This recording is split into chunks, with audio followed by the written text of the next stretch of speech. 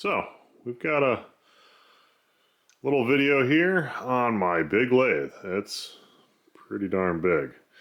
I used this in one of my recent videos and got a bunch of comments and a bunch of questions about it, so I thought I'd show it off to you. Been using this for probably 6 months now.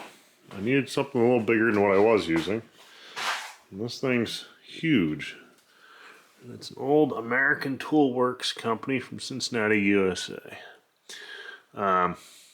So this thing's got feeds and threads, and I've got a metric gear set as well as an SAE gear set. And I only paid $100 for this baby. It was at an auction, and I was the only one who bid. I probably could have gone cheaper, but I didn't want to miss it. No one wanted to move it. So it's an old belt drive unit, which only uses one pulley anymore. So it works great. I do need to find a new flat belt. This one's been working so far, but the stitching's kind of bad. But it's got a 4-speed gearbox. Someone wrote the speeds out. Here's the gear pattern, and you just shift it. It's a little funky, but it works. There's a clutch setup, which I've never gotten to disengage, nor have I had any reason to, so I haven't messed with it. And big old 3-phase motor back there, and I have no idea what size it actually is. I hooked power to it and it ran fine, so I haven't really questioned. As far as models, I'm not quite sure. I wish I had better light in this corner right now, but it's nighttime and I don't have a lot coming in the windows. But here's the plate here with all the feeds and the speeds. And I think it'd probably just go as a 20-inch. That's the only marking I can see of a model on this thing. If someone knows where there's a nameplate, let me know. I think this is the same casting as the other end. These pedestal bases look to be about the same. The only one difference, the middle one, which is just a 2-leg instead of 4. But I've got these little plates under here, which were with it when I picked it up. I almost lost them in the mess. When I was taking it out of the old shop, that place was a real nasty mess. But it's got these little jack screws and a threaded plate, and there's another plate underneath that's got a dimple in it. So that way you can level the whole thing. So I got this machine leveled out. It's got a pretty nice 4-jaw chuck on it. I think it's Cushman.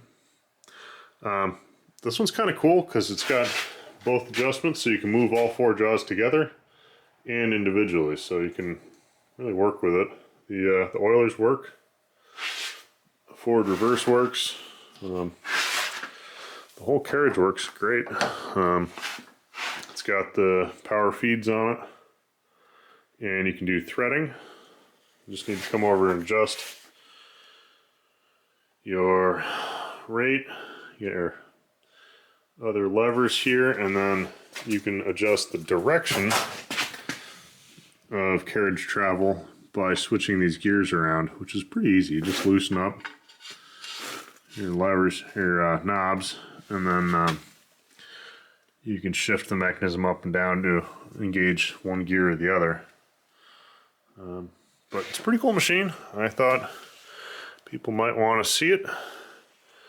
And here it is. I did notice, if you take a look in the back here, this bracket is shop made. It comes off, it comes up, and it curves. It's got a nice curve to it, actually. And that holds the big electric motor and the gearbox here.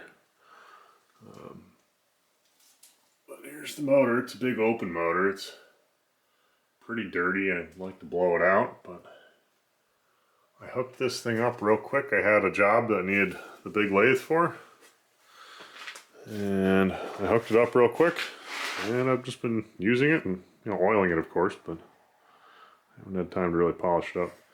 I got comments about the compound, and yes, that's a pretty big compound. You can grab a tape measure and we'll see how long it actually is. But it's been a pretty accurate machine by and large. The ways are in pretty good shape. There's a little surface rust, but they aren't really dinged up. You can see it throws some pretty good sized chips too. I don't have small hands, so it's, you know, there's a scale, it's an inch. That's just some random chips on here. I have a couple things in my ways. I shouldn't. They are wood. So at least they're wood. You can see the tailstock here is 17 inches. The compound itself is 16 inches. So it's a pretty big beast. So hope you like it. Comment, subscribe, like.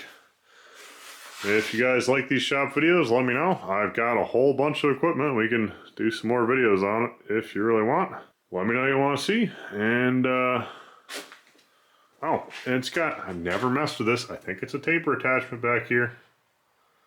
Goes on the back. I looked at it a little bit. You can adjust the angle. I know nothing about it. And it comes over. It hooks into this stop block here. I don't really know how it works, but it's there. If you know what it is or anything about it, let me know. I would love to hear. Have a good one. Enjoy and keep machining stuff.